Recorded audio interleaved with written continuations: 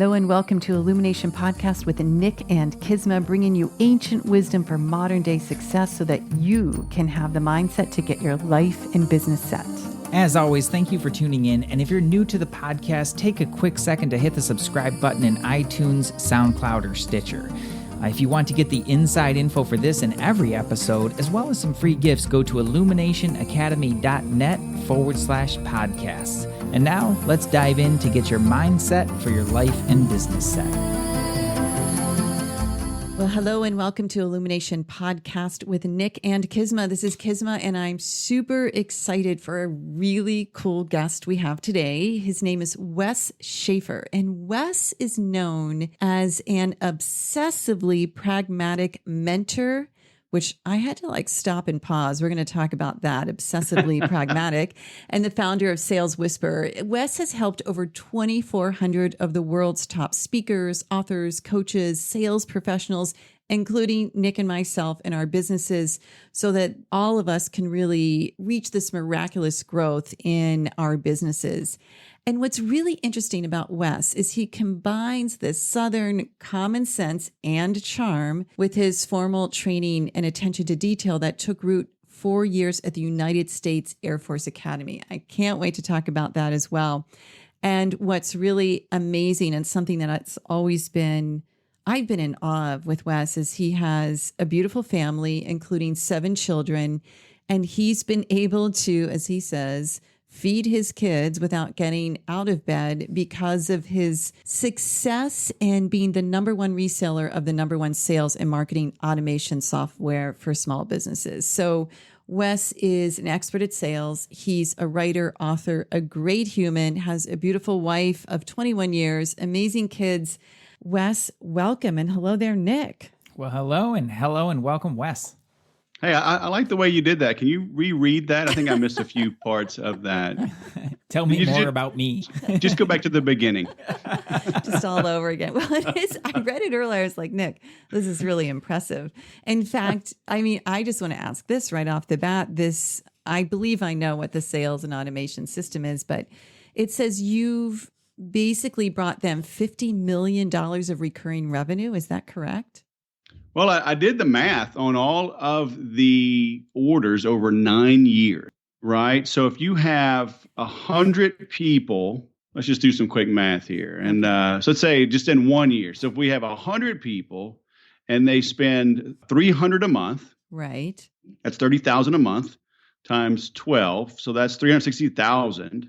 And then obviously I didn't do all of that over one time. Mm-hmm. But then as you multiply that times 9 years, it got really big. It got really big. Wow. Do they send you presents and gifts and things all the time? They Not should. enough. Yeah.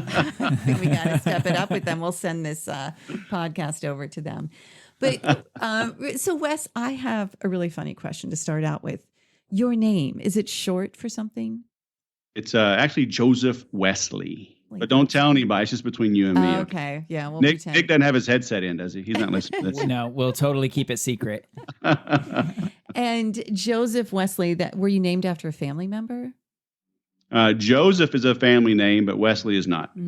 Pretty cool name. And you are known as Wes. And you're pretty much a go-to guy. I have to say, I've heard you speak many times. I've known you for years. You've certainly helped me in my business and Nick and his. And you're so well known in the world of small business entrepreneurship. And it seems like it really did start in these 4 years at the academy. So could you talk about how you decided to go to the Air Force Academy, what happened right after you graduated, and how it led down this path of really great success? Really, it's not as elegant as you might hope. The truth is, I was a good student in high school, graduated 4th in my class. I was a football player. I played a lot of sports. Football was my game. I was recruited by all of the academies. I was recruited by a lot of Ivy League schools. So I was a good player. I wasn't Alabama, LSU material, but the academies were recruiting me. I didn't come from any money. So I knew that education was important. And I knew that not getting into debt was just as important. Mm-hmm. And so that just fit nicely. The academy's recruiting me. And I picked Air Force. We were the kind of the high flyers back then with at least of the three academies, because every year they have the Commander in Chief's trophy and play each other. And so from there, really it was interesting. I graduated in 92 and we had the first Gulf War in 91. And it happened so fast. And then they started scaling back the military. And so it started reducing the number of jobs available to graduates of the academy. And so it caused I had to make a decision. If I wanted to go to pilot training, I basically would have had to sign up for a 12-year commitment. And I wasn't sure I wanted that. And so ended up, they had another path. They sent me to another year of school, actually sent me back home, sent me to Texas A&M to get a degree in meteorology. Oh, cool. And so I went there. I went there for a year and then circled the globe for 4 years. And then my commitment was up because from the academy, you owe 5 years. And so I did my 5-year stint and jumped right into sales in 1997. What did 4 years circling the globe mean? What did it show you? What did you experience? Well, I saw that it is a big world, and I sure would not want to paint it. And I saw how different things were around the world, but also how similar we all are. My first assignment was in Korea, and I worked at the desk with a Korean national. He was probably 60 years old or so. And he remembered going through the Korean War. They were occupied by Japan. A lot of people, they kind of forget things. He was brought over to Japan. He could still speak Japanese. He was forced to learn it. And so hearing his story and living in a different culture, it taught me what a big world it is and what a small world it is and how easy it is to make friends, how much we really do have in common. I used to go hiking with him and his friends, and we had our master sergeant there, ended up marrying a Korean local. He stayed there for, I think, 30 years. So we had a lot of local connections. We'd go hiking, we'd go to the pubs, and just, made great friends. And later on, I was stationed in the Middle East, and the same thing. I'm working with folks from the United Arab Emirates, but they had brought in a lot of workers from India, from Pakistan. And, once you got over the language barrier, everybody was the same. Yeah. And it was just a great experience, especially being young, understanding that, being open, having my eyes open to that at a young age was very important. And what was the transition into sales after that? What inspired you to go in that direction? I've just been a little bit of a rebel at heart. I look back and I don't know how I made it through the academy, honestly. And I wanted to be paid according to my production. Because the thing that always rubbed me wrong in the military was, you could single-handedly save the world from thermonuclear destruction, as a lieutenant. And it's like, okay, great, you're going to be a lieutenant for 2 years, and then you'll be a first lieutenant for 2 years, then you'll be a captain for 4 or 5 years. And so I just wanted to be paid according to my worth. And then also growing up without money, I was focused on money, maybe a little too much, back in the day. But I knew that the golden rule was whoever had the gold made the rules. And I knew that being in sales was the best way to control my income. Yeah. What was the first company you started doing sales with? Well, we won't mention any names because after 6 months, I ended up in a lawsuit with them. Oh, no. You are a rebel. And I won it. We had to go to arbitration, but it took 3 years. In the meantime, I was on unemployment. I was married. We had a baby. We had another baby on the way. And speaking of babies, here's my 3-year-old bringing me lunch. Thank you very much. And I was on unemployment. And it was in the financial services world, and they were just so highly regulated. And what a nightmare! And I ended up applying for an ad for a salesperson in Mobile, Alabama. That's where we were living, and it was to sell mobile homes. And so here I am, graduate of the Air Force Academy and Texas A&M. I was an officer, lived on base housing, right? Everything was paid for. Lived 4 houses from the golf course. And now I'm unemployed, living in a little 2-bedroom apartment on unemployment. And I took a job where it was like a $360 a week draw against commission because it paid about $10 or $20 a week more than unemployment. Was there a moment where you flipped the switch, like, this is not going to continue? I mean, you mentioned you grew up without money, so I imagine there was possibly either fear, worry that was going to repeat the cycle, or did you just have this innate knowing, I'm getting out of this situation? I don't know. I mean, my parents had beaten it into my head, and even some they beat into my head that education is important, right? Mm-hmm. And then at the academy, they beat into your head, oh, you're the cream of the crop. You were chosen and blah, blah, blah. And small percentage of people get through this. So I'm kind of thinking, hey, my stuff don't stink. I should be getting good jobs, Mm-hmm. and my path is laid out. And, I did the hard work, right? But it didn't work that way. Mm-hmm. And so I knew things would work out. I just didn't know how. And so then I get hired to sell mobile homes. This is late April, early May of 98. And I remember it because when my son was born, he was born April 17th, and I was on unemployment. I was interviewing at the time that he was born. So I started with Oakwood right at the end of April of 98. And I made $17,000 my first 6 weeks. That's a turnaround. Yeah, we were going into the summer, and I'll always remember these numbers. We went into the summer, and they had a big summer sale, and they had a very good training program and a good process, and I just followed it. I did not deviate, right? The manager was very successful, and he said, you do this, you will make sales. So I did that, and I made sales. I showed up early, I stayed late, and then after those 6 weeks, I went into like a 6-week rut and didn't sell anything.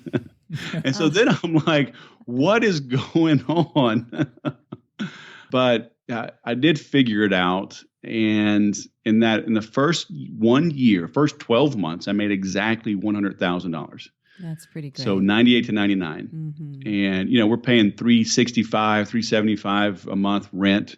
Right. So $100,000, I looked up the adjusted value, and that's worth like $148,000 a day. That is so cool. Right. So I turned 29, and I just made basically, $148,000 in today's dollars. Yeah. And I'm like, okay, I think I can do this selling thing. Yeah.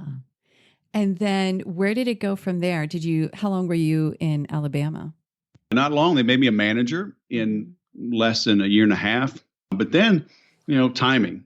Timing was not on my side. Timing has almost never been on my side. So whatever I tell you I'm investing in, go invest in the opposite. Okay. Thank you for that heads up. So this company had been around over 50 years and ended up going through their first round of layoffs. They closed factories and ended up going bankrupt eventually. But they gave me a store in Corinth, Mississippi. Okay. Corinth is so small, you have to drive 45 minutes to get to Tupelo to get to see a doctor, because my wife was pregnant for our third child. And so she had to drive 45 minutes just to get to Tupelo. And Tupelo ain't very big. Mm-hmm. Okay. And so this town had about 11,000 people. So I knew I couldn't stay there and ride that out. Got a job through my network, actually, of academy grads. Got a job in Austin. And I knew if I could get to Austin, then I could network and kind of have some more options. And it worked out that way. I met some other grads, West Point grads, Navy grads, and got into high tech. And again, timing was bad. I had a great 6 months and then a horrendous 4 years. Oh, dude, I didn't know that. Then I got with another startup because the president of one startup became the CEO of a different startup, brought me on board. Had a great 2 years and a horrible 2 years. And then I was like, all right, enough of this. I'm going on my own. Yeah, totally. Right. Is that how you ended up in California? Yes. I was working with that startup. So we were living in Austin, but I covered the 18 Western states. So I was gone every week. Mm-hmm. But the bulk of the business was in California. And my wife being from here, it just made sense for us to get out here. Yeah, totally. So how interesting, the ups and downs and all arounds of life, right? Would you say that throughout, I mean, I know that you're a man of faith, and I'd love to talk about that a little bit because most of our listeners are spiritual in one way or another. It's an important topic. Did this help you through those times? Like, did you have this faith in God? Like, all right, somehow I'm going to get to the next place and create the life that I want. Yes. Okay. I never doubted that. It never wavered.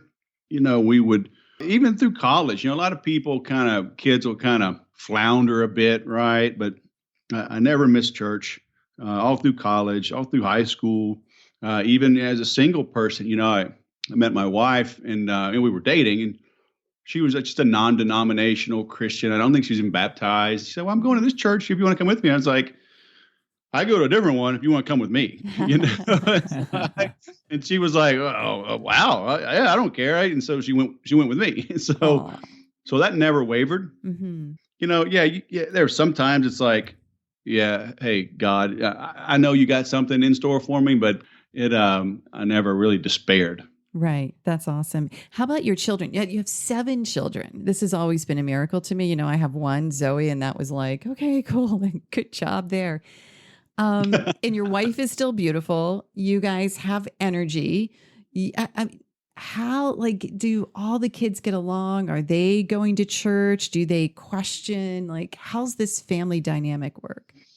So the boys do not get along. So we have 2 boys and then 5 girls. And so the boys are 20 and outnumbered. Yeah, the boys are 20 and 19 and still don't get along. So, oh well.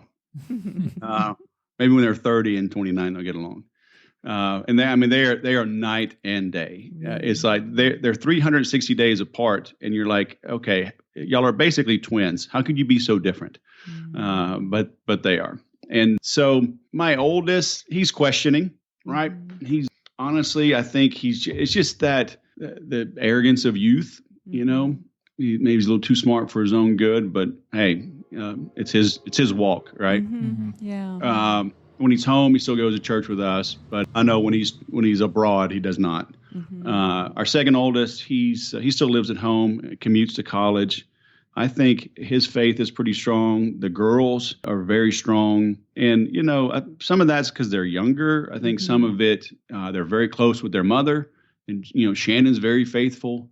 So, and we homeschool the girls. So that, interesting. That has a little bit of an impact. But yeah, that's kind of the dynamic. Who's doing the homeschooling? Well, of course, I do everything. I mean, Kisma. The omnipresent Wes. Oh my gosh. No, Shannon, I'm around for them to stump me with some math questions. Yeah, I figured you'd be doing the math. Yeah. Wow. How do you feel about that as far as, the kids questioning and finding their own way? Are you comfortable with that? Does it make you uncomfortable? Like, you're the master of enrollment. You're probably one of the best I've ever heard at enrolling people in things. Like, do you not use your powers and your whispering in that front? Or how do you do that? Yeah, well, my sons, they're young men, right? 20 and 19. Yeah. And Jake studies abroad, right? He's in different countries every semester. So we have discussions. When he's home, we talk about things, but, faith is not something you can force on somebody. We set the example for 18 years. And so it's his decision to make now. And what's the old saying, preach the gospel always, and when necessary, use words. So, I try to live the example, and my wife certainly does. And so if he has any questions, he can come to us. But, you can't force a 20-year-old young man to go to church. Yeah, I would agree. I think that'd be the worst thing. Yeah. I know what I would have done at 20 years old. Yeah, exactly. Well, I love it too. Like the lead by example. That's something we talk a lot about through the philosophy that we study, and it permeates all faiths. It's like one of the highest ways of being, doing, and having is when we lead by example. So good on you. That's all you can do. And people always say, "Oh, I just give it to God. I know God has a plan," but then they worry nonstop about it, right? I know that we provided the best example, the best environment for his faith to grow. And so what happens now is out of our control. And so I don't know. I don't know if it's compartmentalizing or if it's just believing in a higher power and that knows more than me. It'll work out one way or another. It's to work as it should. Well, it's like, you're planting the seeds, you're providing a fertile ground for them, and you leave the rest up. You leave the rest up to Providence. Sure. You're not going to force a plant to grow. You provide a good environment and let it do what it's going to do. Yeah. Yep. That's awesome. Good for you. Yeah. Well, speaking about force, what's this jujitsu? Beating your body up? Can you? listen, I'm beating them up. Okay, let's hear it. Let's hear the truth here. As long as they're under 16 years old and under 100 pounds, I just beat them right up. All right. And I saw a photo of you with Jocko. So we're big Jocko fans, and Jocko's big jiu-jitsu. So did you do what do you guys call it? I know it's jiu-jitsu. I bet jiu-jitsu at each other. Is that what it's? I don't think that's, no. I don't sparring? Think that's something like that. Okay. Yeah. How'd that go down? It's actually, Jocko just taught the class. So cool. Yeah, it was cool. It was cool meeting him. I didn't get to actually roll with him. It's roll, right? You guys say you roll in with people. Oh yeah. Yeah, okay. Yeah, because jiu-jitsu, people think of martial arts and they think, karate and striking and breaking boards, but there's like judo and jiu-jitsu is more of grappling, like wrestling. Yeah. Right. To submit somebody without a strike. So it's called the gentle art. That's funny that it is not a gentle art. What do you feel you get from it? I'm brand new at it. So I've been at it 4.5 months. Oh, okay. And a friend of mine kept inviting me to come, and he's a former Army Ranger, former Riverside County Sheriff. So pretty tough dude, but he just kept saying how much fun he had, how great this one particular gym is. It's the guy that runs it is just a pleasure to be around. Right. And so you're learning a self-defense skill, which is good to know. But golly, I'm in great shape. I mean, I lost 10 pounds without trying. Wow. It pushes you, it's because, and I never did any wrestling or anything like that in high school or college. And it's literally smothering. I mean, you'll get on somebody and wear them down. And so you got to dig deep. It's like, do I want to endure this? Can I endure this? And I think, in today's world, things are so easy, right? I mean, click a button on your phone and your food is literally delivered to you. I mean, you can stay at home forever almost if you want to, right? Your laundry, soap, and food, and it can be delivered to you. Your dry cleaning can be picked up. It's just, so I think there's benefit to knowing that your envelope, right? Knowing your limits physically, as well as mentally, because it's a mental challenge. Yeah, it takes mental toughness to engage in that sport, art. It does, especially like when somebody has a particular hold on you, like, and you're in a bad spot, right? And you gotta stay calm and say, can I get out of this? How do I get out of this? How long can I stay in this bad position and get through it to get into a good position? And it's kind of like business. Too many people just quit. They quit too soon. Oh, it got tough. I'm going to go back to work with somebody else. It's like, really? Just because it got a little hard? Did you think it's just all peaches and unicorns and rainbows? Sometimes you got to fight. Yeah. This is great awareness, the unicorns and rainbows. And especially just, you're right. There's so many things. Somehow I was pondering this the other day, is like, when they discovered this country, they were on their feet moving across. I mean, there was like hands in dirt. And I know that still there are farmers and people that are developing land, but we have it so easy physically. Yet I think so many people, I don't know, Nick, if you agree with this, like they make it so hard mentally. The stress and the anxiety about it and all these other things, I have noticed that too. And when you think, like, what I find that very interesting is how exhausted people get with like never moving their body. Yeah, right. And it's like you're all like 90% of the effort that you're putting out is through your mind, and then yet you still wind up exhausted. And yet a 5-year-old can be running circles around you all day long, who's not nearly physically as strong, that has way more energy. And I think that's a really interesting thing that people are going through. And I totally agree with you, Wes. Like, that's something I was just talking about last week about quitting. Like, and it's so easy to quit in ways, like one of the things I'll share with you, like one of the things, I don't know if I shared this, but that you really helped me with was finding those places in the sales conversation where I would quit, where you stop with either like it's an objection that they're having or, a certain kind of inquiry that they're having, and how easy it is just say, oh, they don't want to buy, or, oh, screw it, they should just know better and they should just buy it, rather than really seeing that process through and to not quit in it. That was really powerful for me. And I'll bet, I can only imagine what you've seen with all of the, like, so many different entrepreneurs that you've worked out with, and all the times and all the ways that those people have quit. Like, what are some of the favorite ways that people have quit that you've seen? So Kisma, remind us to come back to that question, because I want to talk about the physical side real quick. Okay. And because part of that, and I think I can tie it into these two, but people think that emotions bring about the physical, but it works the other way as well. Certainly we know of people that get so worried, they literally make themselves sick. Mm-hmm. So the mental can turn into the physical. But, and that can be hard to control sometimes. And I think maybe it's tougher to learn at times, but you can easily stand up. You can easily walk around the room. You can easily take a walk around the block. You can easily drop and do 1 push-up and then do 2 push-ups and then do 10. Okay. I got the idea of the sales whisperer from the dog whisperer. I was literally watching him on September 1st, 2006. And he talked about how he exercises the dogs, then does discipline, then does the affection. And it's getting the dogs worn out, getting them tired. Now they're receptive to the training. And so the training sinks in. They can't resist it as much. And so in sales, if you read any sales book going back 50 years, 100 years, whatever, they'll talk about, especially since the telephones, let's just say 20 or 30 years, right? Mm-hmm. Like you're making a call and they're like, stand up, have a mirror, smile into the mirror. Just the physical energy of smiling and standing up, you convey things differently over the phone. But it's that getting yourself into a different physical state creates a different emotional state.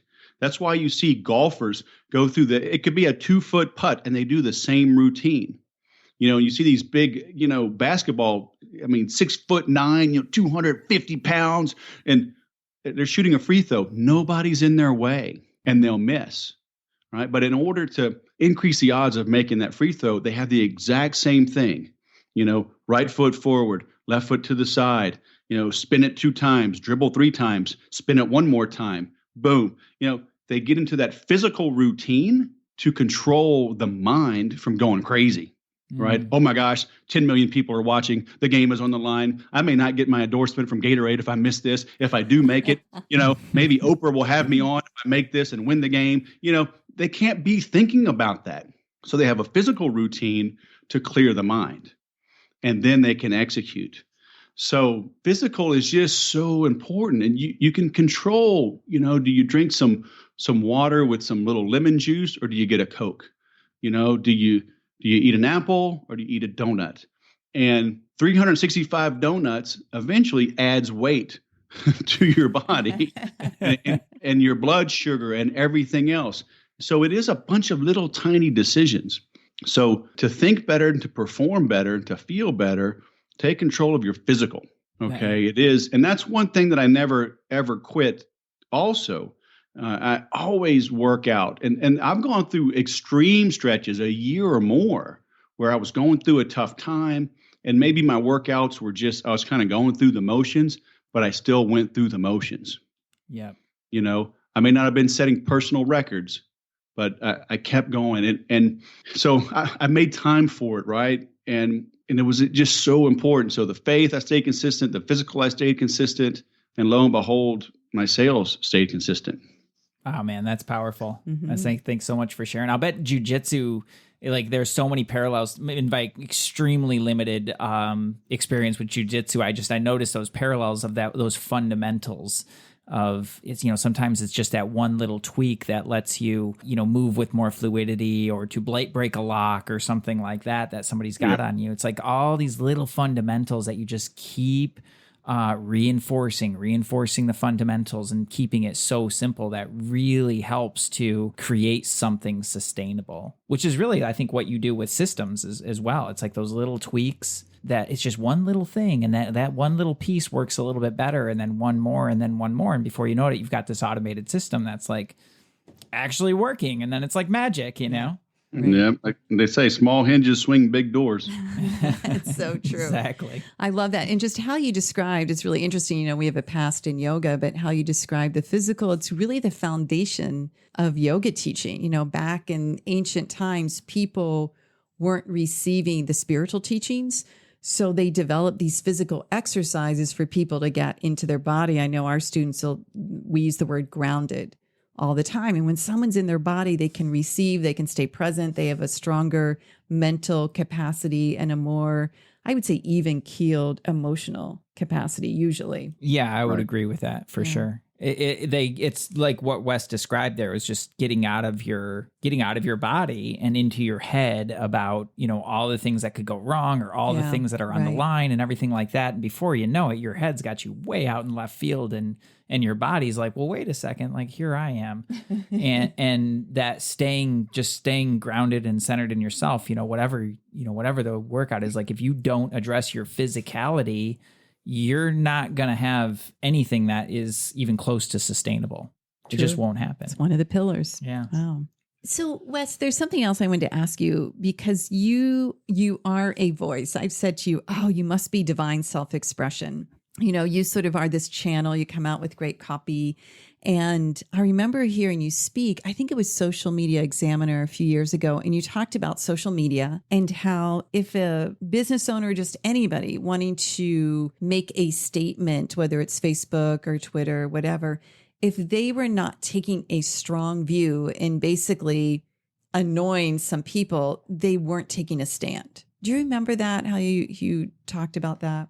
Yeah, well, there's a couple of different guys I've followed over the years, like Dan Kennedy and Sure. Roy Williams. You know, and it'd say if you're not irritating somebody by noon, you're not trying. Right?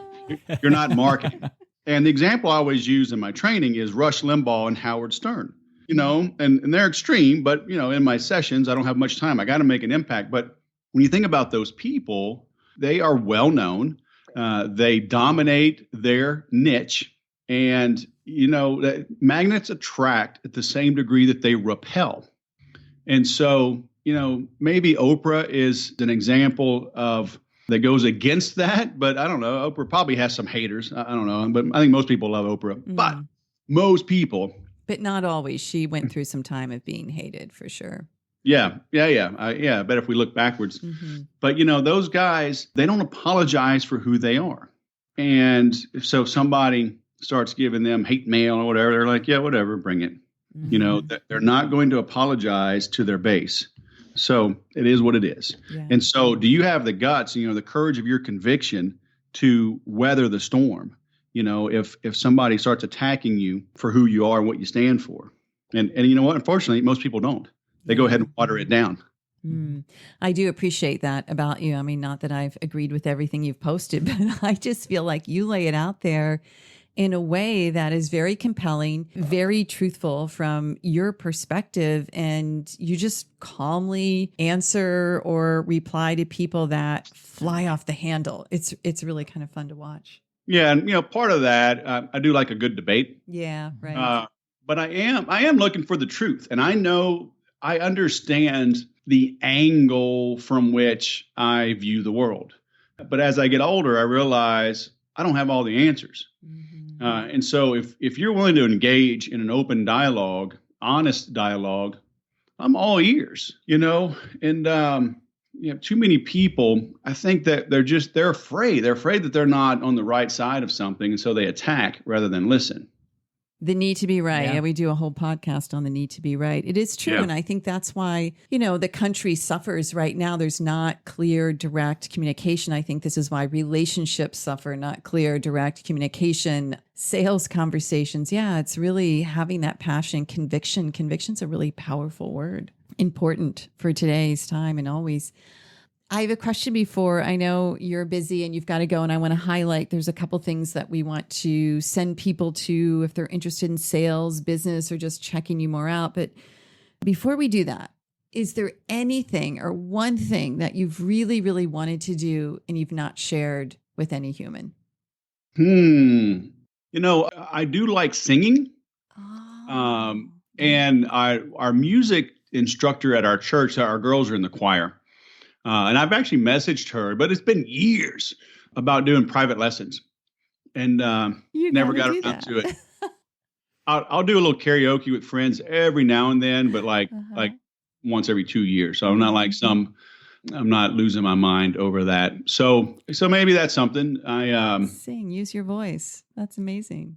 My wife's family is very musical. Her dad sang, and would get paid. He was still an amateur. It was just he would do it on the weekends, but play the guitar. He can play the keyboards and sing. Her brother, he doesn't sing, but he plays the drums. He plays guitar. He plays piano. And I grew up, with music. So I can carry a tune, but I've never been trained. So I could probably add that to the bucket list to get on stage. And what could you see yourself singing? What type of music? Oh man, I like everything. I mean, I like country, but I like rock and roll. Well, you did a little Barry White before we hit record. There you go. Yeah, that's right. Don't you forget that. There it is. There it is. So I don't know. Maybe even maybe a little crooner. I could see that. A little Harry Connick, a little Michael Bublé. I don't know. Yeah. I can totally see that. Yeah. That's a good one, man. Yeah. That's a really good one. Sales whisper sings. Stray cat strut. Yeah. That is awesome. Thank you. Well, share a little bit with our listeners how they can find you, learn more about. I know you have one. It looks like kind of a deep dive kind of thing you do with people who have businesses. Right. And that's kind of new. The packaging is new. What I do is not. But it's a one-on-one. People are always like, do I have to sign up for this 90-day or 1 year or do a group? I want private, but I want shorter duration, or I'm not sure what I want or need. Right. So I modified one of my programs and I call it Dig Deep. We're gonna dig deep. And the URL is just digdeep.today. So today is actually instead of .com, it's .today. That's pretty cool. Yeah. And so it's a very affordable assessment. You'll get a questionnaire. As soon as you answer it, we'll schedule one-on-one time. And it's recorded. It can be anything. We'll do a screen share. We'll go over goal setting. We'll go over messaging, calls to action, audiences, landing pages, copywriting, whatever is on your mind. Because most people just need to know that they're moving in the right direction, and then they'll take off. Right. Yeah. And it's that hesitancy, the indecision. So you just stand there.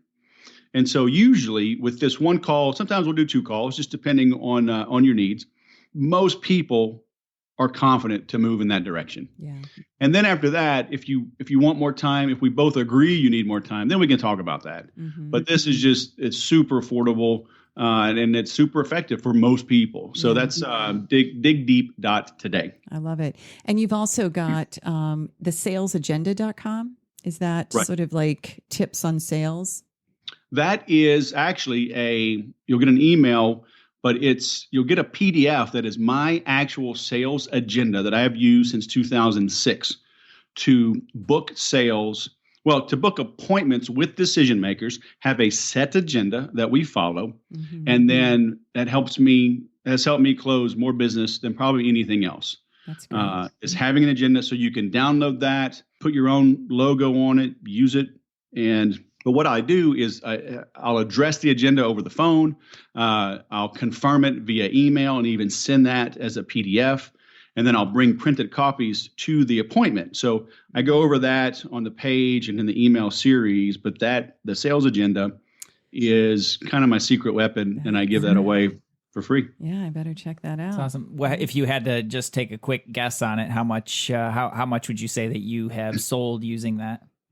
Oh my gosh, dollar-wise, I don't know. I mean, but it's 11 years of sales and 7 kids that you fed. That's right. 7 kids that I fed, and I was still in corporate America when I started the Sales Whisperer, and so I was using that to close deals. I did $1 million deal. One deal with Google was $1 million when I was in high tech. I got a sales training contract in 2007 with Dell, and that alone was $635,000. That was a 10-month training gig for 5 of us. So it works in high tech. It works for consulting. Obviously, selling Infusionsoft and HubSpot. It works private coaching. courses, this agenda works. That's great. Thank That's you. awesome. For that. Yeah, thank you. And the links, everyone, will be in our show notes, so you can grab them. There's Wes, any last minute words of encouragement, wisdom? The biggest thing is just take action. Yeah. In all of these episodes, as you listen to this, find something you can implement right away. And if you don't do it right away, you won't do it. This is truth. Listen, this is truth. And action is the insignia of life. It's really true. Yeah. Even for, all of us that are in the spiritual realm, have faith or whatever, we're seeking something higher than just being here day to day, but we've got to be in action. That's brilliant. Yeah. And so if you opt in, let's say for the sales agenda, you'll be on my email list. Mm-hmm. Okay. But, and you can opt out immediately. That's fine. But if this resonates with you, then you got to think, okay, there's something else that isn't. So go back and look at your email list, go unsubscribe from 2 or 3 or 5 things that you're really not reading. Yes. Free up the time. I think we're afraid of silence and we're afraid of being still, right? Or we're afraid of digging deep, right? So we stay shallow. Oh, I'll just go look at Instagram. Well, I'll just go see what's on Twitter. And there's a new thing on Netflix. Let me go watch that. As soon as I get done with all that, then I'll dig deep. And the next thing you know, a year's gone by. So true. As the train of truth comes by, this is a golden moment. Go deep. Yeah, for sure. I think that's very relevant for everybody. It's so true. Yeah. Thank you for sharing that. That's such an amazing reminder and such a great insight. Perhaps you need another tab on your website, like the wisdom of the sales whisperer. Little teachings, but. Well, Wes, thank you. It's so great to have you on the show. It's great to know you as a human. You've been somebody that we both really admire and we're inspired by. So I'm really appreciative of you taking the time. Yeah, what a pleasure. Yeah, thank you so much. Thank you. The pleasure was mine. All right, chat soon. Well, that was fun. That was a lot of fun. You know what I think is interesting is, when you watch somebody tell their story from a stage or something like that, it's like there always seems to be this aha moment, this all of a sudden, and it's like then the heavens opened and they were successful the after hero's that journey. Yeah. But in interviewing, pretty much everybody we've interviewed, and when you really actually sit down and talk to these folks who have created massive success, it's not like that at all.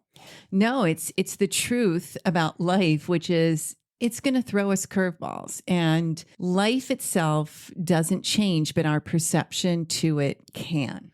Yeah. And I think everyone that we've had on the show with success has understood that. I mean, when we hear Wes talking, a devout Catholic, you grew up Catholic and we're pretty much not in any organized religion, but he spoke of really time-tested teachings. Everything that he talked of can be traced back to one of the universal truths or one of those ancient teachings. Exactly, which to me is always the reminder that success really does lie in our spirituality, our self-sufficiency, our objectivity, our ability to create resilience in the world, our ability to, as Wes said, to know that the world is so big, but yet it is so small. Yeah, it's true. Yeah. It's true. So I really appreciate that. It was really cool. It was really cool. What a different perspective. So that was your idea. So thanks so much for inviting. I wouldn't have guessed, I know. But he's a great guy. He's a great human. Certainly knows what he's doing in the sales and marketing and copywriting world. So if any of our listeners need help, just go to our page and take him up on his offer. It's pretty extraordinary. Yeah, he's phenomenal. He really is phenomenal and really down to earth and easy to communicate with and work with a human being. He's awesome. Yeah. So thanks everyone for being here as always. If you really enjoyed this and you want to share it, then go ahead and share it.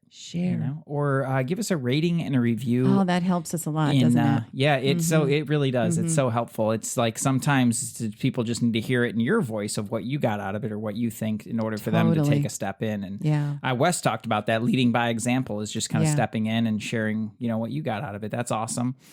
So a rating and review on iTunes or SoundCloud or Stitcher or wherever, you can post that up. We'd so appreciate that. And looking forward to having you on the next one, everybody. All right. Peace. Namaste.